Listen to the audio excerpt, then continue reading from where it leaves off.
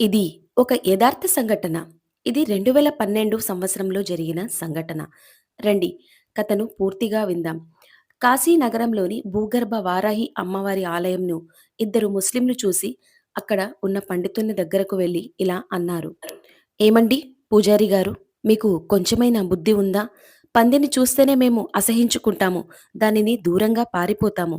ఒకవేళ పంది ఇంటి లోపలికి వస్తే మేము నిజంగా ఇంటిని ఖాళీ చేస్తాము. ఇంటిని వదిలి వెళ్ళిపోతాము. ఒక నీచమైన జంతువు పంది. అలాంటిది మీరు పంది ముఖంలో ఉన్న అమ్మవారిని ఎలా పూజించగలుగుతున్నారు? మీ హిందువులు అందరూ కోతుల్ని, పక్షుల్ని, పాముల్ని పూజిస్తూనే ఉంటారా?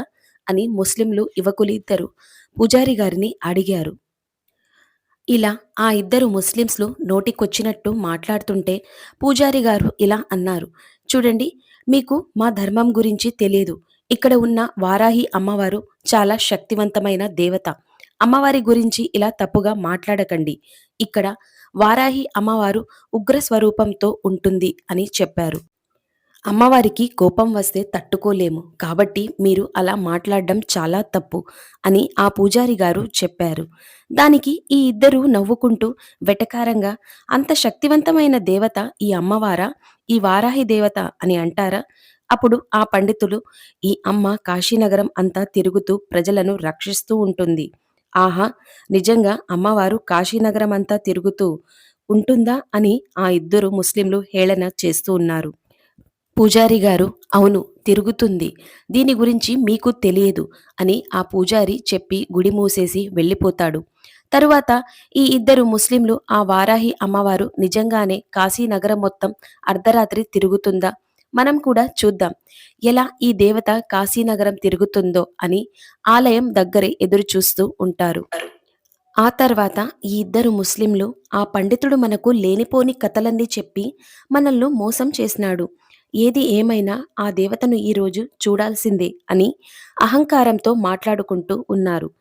కొద్దిసేపటి తర్వాత అర్ధరాత్రి సమయంలో ఇద్దరు ముస్లింలకు పంది ఎలా అయితే అరుస్తుందో అదే శబ్దంతో భయంకరమైన ఒక అరుపు వినపడింది. ఈ ఇద్దరు కొంచెం భయపడినప్పటికీ అక్కడే ఉండి చూస్తూ ఉంటారు.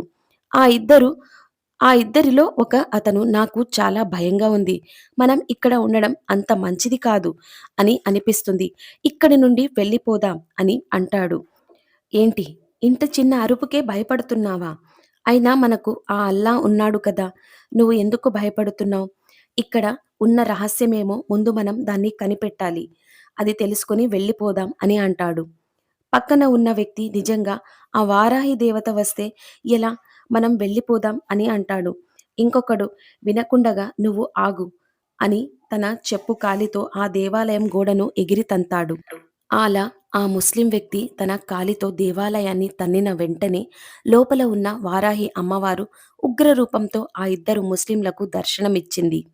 వారాహిదేవి భయంకరమైన స్వరూపం చూసి గుడిని తన్నిన వ్యక్తి అక్కడికక్కడే రక్తం కక్కుకొని చనిపోయాడు.